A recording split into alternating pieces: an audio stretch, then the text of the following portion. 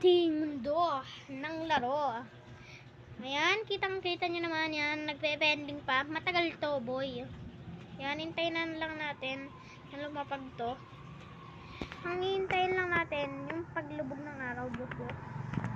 Dahil magagawa tayo ng bahay dito, bahay. Isa siyang world. Siya ay isang city. Yan, kitang-kita nyo naman napakaganda nito. You know, saan ba tayo magagawa? Ewan ko nga din kung saan tayo magagawa eh. Yan, hanap lang tayo ng ating magagawa na pinakamagandang gawan. Dito yata sa sand. Gusto nila sand, ba't kaya? Yan, dito tayo sa may sand. Lapag lang tayo. Tapos tignan lang natin yung mga pwede nating i-crop. Meron dito ang dami pala dito na pwedeng